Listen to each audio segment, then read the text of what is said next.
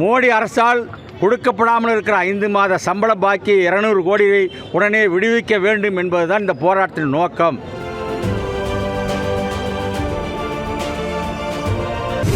கோவை காட்டூர் பகுதியில் உள்ள தேசிய பஞ்சாலை கழக அலுவலகத்தில் 5 மாதங்களாக சம்பளம் கொடுக்கவில்லை எனவும் அரியர் தொகையும் வழங்கவில்லை என கூறியும் மத்திய அரசுக்கு சொந்தமான தேசிய பஞ்சாலை கழகத்திற்கு சொந்தமான ஆலைகள் 2020 முதல் இயக்கப்படவில்லை எனவும் தொழிலாளர்களுக்கு பாதி சம்பளம் மட்டும் வழங்கி வந்த நிலையில் தற்போது அந்த ஊதியமும் வழங்கவில்லை என கூறி தொழிலாளர்கள் குடும்பத்துடன் கையில் பூட்டுடன் தேசிய பஞ்சாலை கழக அலுவலக வளாகத்தில் முற்றுகை போராட்டத்தில் ஈடுபட்டதால் பரபரப்பு ஏற்பட்டது. LBF தொழிற்சங்கத்தின் பொதுச் செயலாளர் பார்த்தசாரதி கூறுகையில், தொழிலாளருடைய வாழ்வாதாரத்துக்காகத்தான் திமுக தொழிற்சங்கம் இந்த போராட்டம் நடத்தி கொண்டிருக்கிறது.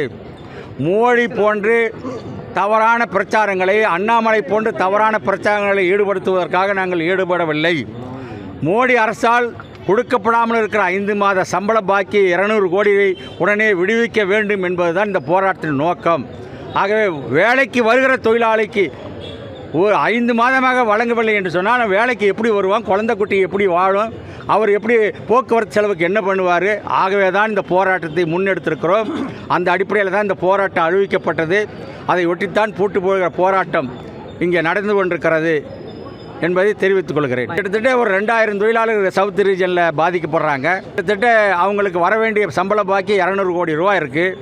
இந்த சொத்தினுடைய மதிப்பு 1 லட்சம் கோடி. என்டிசியினுடைய சொத்தின் மதிப்பு 1 லட்சம் கோடி இருக்குது. இதை தர மறுக்கிறதுனால தான் போராட்டம் நடத்தப்படுகிறது. உரிமைக்காக ஆளை தர என்று ஒரு பக்கம் இருந்தாலும் வேலை பார்த்த சம்பளம் தரலைங்கிறத முக்கியமான கோரிக்கையாக இருக்குது. நாங்கள் வேலைக்கு வர்றோம், சம்பளம் வேலையை பார்க்குறோம், திரும்பி வரும்போது 5 மாத சம்பளம் வழங்கப்படவில்லை.